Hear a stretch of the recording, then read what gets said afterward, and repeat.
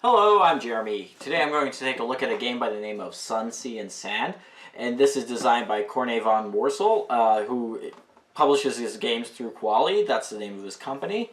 And this is a strategic game that plays in 30 minutes to an hour, depending on the number of players, plays from 2 to 5 players, in which players are going to be competing on an island to build the best resort. It's a game that requires some forward planning, and it's also a game that requires some tight money management. It has a lot of moving parts, but it's one that actually flows really well. Let me take a minute to show you how the game plays, and I'll come back and let you know what I think about it. Here I've set up a 2-player game of Sun, Sea, and Sand, and this is a game in which players are going to be running competing luxury resorts on an island over the course of a summer. So the game's played over 8 weeks, which are represented by these 8 boats, and at each week a number of tourists are going to come in, and the idea is that you're going to want to have the ability to house them. So each player is going to get one of these boards, which is where they're going to build their resort. And then you'll set up this board here, so you'll put a number of these for the number of weeks, so 8 of them. And what you'll do is you'll slide this part of the board over onto this part, and you can see that this slides over, only revealing a certain number of these based on the number of players. So the game comes with a number of these boat tiles, and you can see that if it's a 2-player game, you only slide up to that 2, so only these people are coming. But if it's a 3-player game, you would slide back to that, so more people would arrive each week, all the way up to a 5-player game where it's all exposed. So because of that, this game actually scales quite nicely.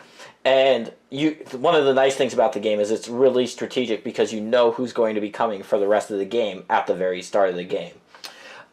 This board is divided into a couple other sections. So over here we have essentially a market where players are going to be able to buy upgrades for their resort to make their guests stay longer. These are also going to be one of your main sources of victory points. Here then is where players are going to have their money tokens. So each player is going to get one of these square tokens here, which tracks money. So you start with 13 money. You'll just keep those tokens there. And then over here it tells you how to build huts. I'll explain that in a moment. And there are a number of these signs placed out which players will be able to place to attract additional tourists to their location. Each player is going to get 3 of these markers. These represent family members who they'll be able to assign to various tasks. And then between each pair of players, you'll just put one of these little beach tokens here. So like that, and there'll be another one here basically between these 2 players. There's a nice start player marker. It's an actual shell. I suppose this is different in each game, but I got a nice little shell. And then, yeah, you'd be ready to begin. So what you're going to do on each turn is actually laid out really well on this player aid. So there's each week, you're going to do the following things. You're going to place workers, so send them out to do tasks. You'll have one straggler worker, a backpacker each week, come out and travel around looking for a place, trying to crash. Then you'll get your income based on how many people are in your area, and then you'll advance time. So as you send people out to work, it's going to take an amount of time for them to go perform those tasks, and they'll get closer to coming back to home. So you start with 3 workers, and you'll have 2 of them per player placed on the 1 week away space. So at the end of this week, you'll get 2 workers at least for next round. So pretty simply, this is a start player. What they would do on their turn is they would just pick one of their family members and assign it to a task. So because we're running a resort, we probably would want to build some housing. So to do that, you would place on the 2 space. You can see there's a nice house here, and the cost to build your housing is listed here. So it's 1, 3, 6, or 10 money to build 1, 2, 3, or 4 huts. And each hut could hold 1 guest. So this player might place here. They perhaps want to build 3. So that would cost them 6 money, and then they would just adjust the money track accordingly. So you keep your huts up here. So 6 money, this player would go down like that. Another thing that you could do on your turn would be build an attraction. So the way that works, you would just, again, place one of your family members. That's going to take 3 weeks, so you put them in the 3-week space. And then you choose one of these tiles. And you can see that in a 2-player game, there's only one of most of the tiles, except for this bar, which is a special tile. I'll explain that in a moment. They would place that here, just to indicate that they have built it. and then any other tiles are going to slide down. So right now this one costs this player 4 money, but it'll cost the next player 5 money. And then in a multiplayer game, they'll get progressively more expensive, but here there's only 2. So this costs this player 4 money, they would go down 4 money on the money track. Now I should explain how you place these tiles. So at the start of the game, there's not really any decision. So if you buy your first tile, you take it and you slide it over like that, right? So it just has to go all the way over. But if you build the next tile, so let's say this player later chooses to build, a green tile, they have a choice. What they could do is they could slide it all the way over like that, or they could, which gives them more room to expand, of course, or what they could do is they could place it at the diagonal of any adjacent tile. So for example, they could build it like that. And the reason why you want to do that is at the end of the game, you're going to be rewarded for having closed off spaces like this. So you don't want a crowded resort. You're rewarded for that. But like I said, if you build here, you're only going to be able to build a few more green tiles. So there's a nice decision to be made there. So let's say that player just built that one there. I'll just say they actually did that one too, just for argument's sake, to help demonstrate. So now we just go back to this player, and again, they would place another worker. So this will just go back and forth until all players have placed all of their workers. If a player runs out of workers early because they have a lot of them tied up here, then they would just pass for the rest of the round. Now the next main action that you could do is you can recruit people from these boats. And there's 2 ways that you could do that. The first way would be that you could place on the current week's boat. So you can see here we have these 3. Actually here, these 2 slots. You can never place on this first slot. That's going to be a backpacker, which I'll explain in a minute. So one player could potentially get 4 workers, and they're going to be split among these 2 people. So let's say this player, they've built 3 huts, so they might choose to take those 3 workers. Or I'm sorry, guests. They're actually guests. And they would get 2 blue and 1 red guest. And those would just go into their hut like so. Now this player here, they could choose to go there and claim that last blue worker, but what they might want to do on their turn instead is claim one of the workers from next week. So let's say they want this group of 3 workers. They don't have any huts right now to place them in, which would be a problem normally, but they're essentially just accepting a reservation. So they want a green, a blue, and a yellow worker. And in order to do that, they would just place on that space like that. And again, because they're recruiting them for the future, not for the current round, they don't go in huts. What they do is they go on this space down here. And let me just show you a player board. So you can see here, on the side of your player board, there's a 2 weeks away, 3 weeks away, and 4 weeks away space. So if you place workers here, they're not going to move into your hut until next week. And they won't score anything for you here, but you've essentially reserved them. And they'll automatically move up into your huts if there's a space for them. So that's one way that you could essentially grab workers out from somebody else. So that would be back to this player now. And maybe they would just choose to do the last action, which is to build a sign. And so there's these 4 signs. You just have to build them in order. They're each going to be worth 1 point at the end of the game, and they slot in up here. So they built a welcome sign, and this potentially will attract more guests. So that would cost nothing. Then this player, it would be back to them, and they would have to do something. Maybe they would choose to build some huts. So they would place here. They would, grab some huts. So let's say they grab 4 huts. They only have $9 actually, so they could grab 3 huts. That would cost $6,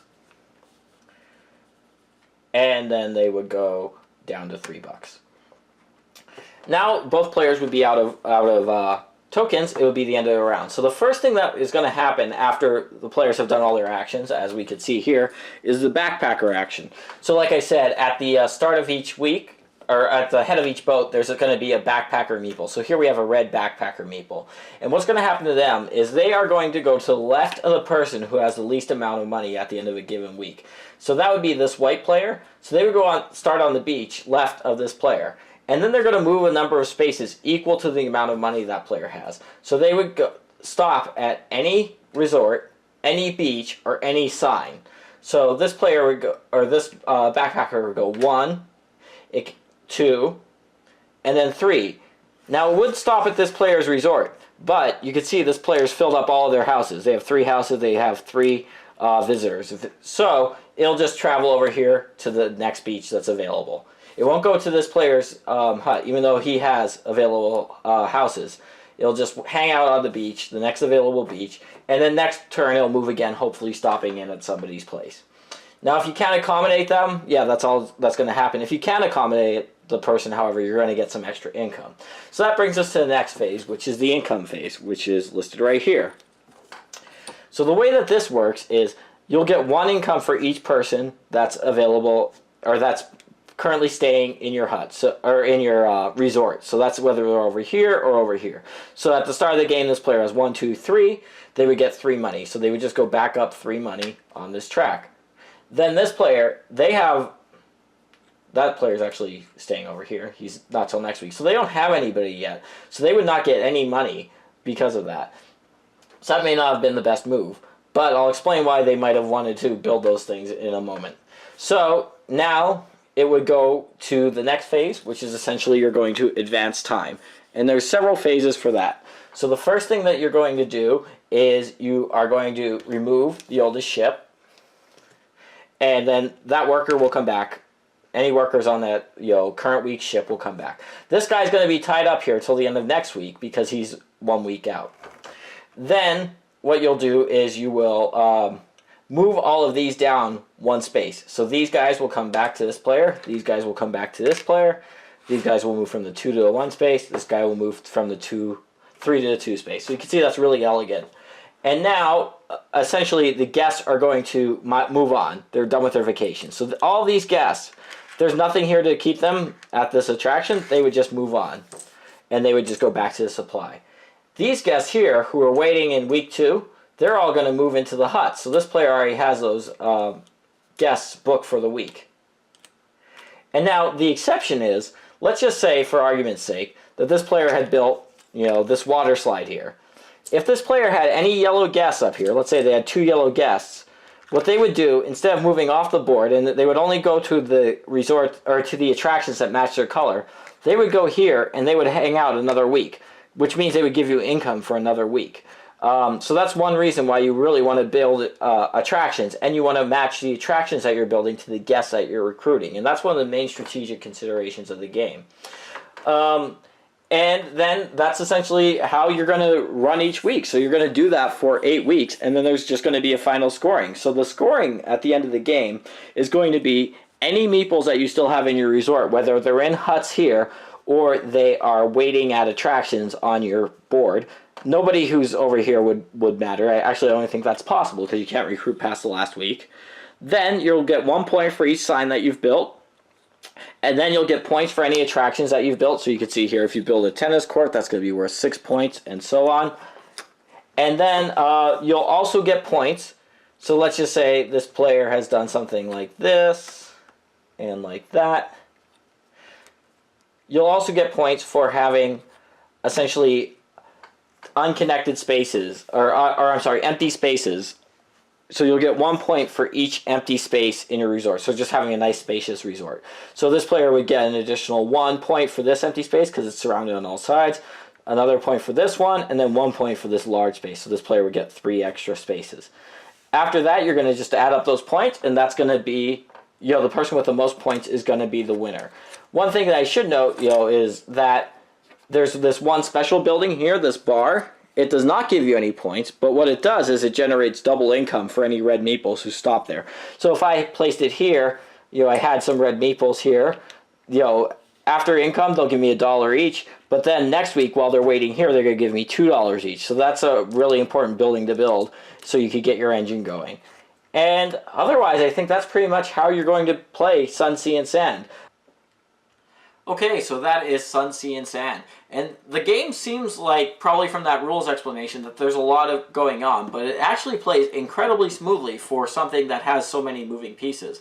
Although the game could play in 30 minutes with 2 players to maybe an hour with 5, it's a game where you're really going to be having to plan ahead several moves in advance from the very get-go, which is something that's surprising. Most games that play in this amount of time with this amount of rules don't require as much planning as this one does, and I think that that's a real asset to it. I think that the game, it looks really great on the table. It's a game that, there's a lot of satisfaction in playing your pieces, just feeling like you're building up something over time. I guess if I had one gripe about it, it's just that there's not that much differentiation between one player's resort and the next. However, you'll be so focused on your own resort that it won't especially matter.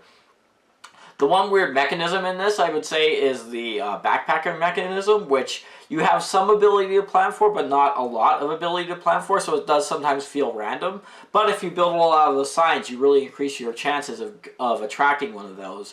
Also, you have to leave open a hut for that, so it does for that backpacker to go to, otherwise he'll just pass you by. So it does require some planning. However, I feel like it's like, if there's one inelegant part of this game, it would be that.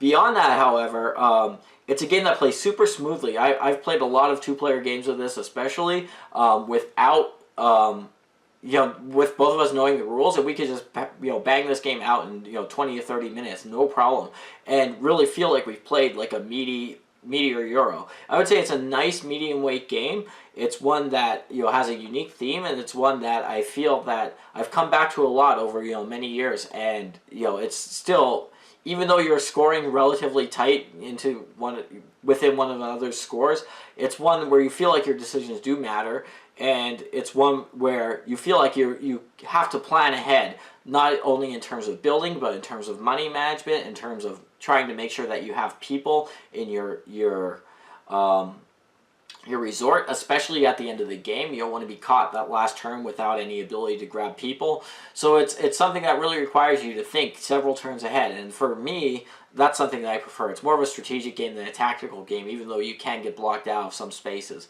For the most part, it's really a game where you're going to be rewarded for planning ahead, yet at the same time, it's not a game that's super dense. It's a game that is very manageable. I think it's relatively easy to teach.